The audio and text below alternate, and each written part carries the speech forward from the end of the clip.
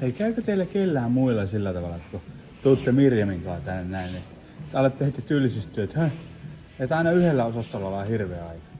Mikä tässä on niinku kivaa? Voitko sä kertoa se? Daniel, voit sä kertoa? Rauhoitus nyt. Eikä sä nyt noista oikeesti tykkää. Mitä? Tommosia hölynpöly juttuja. Daniel, tuu. Tää on raskas.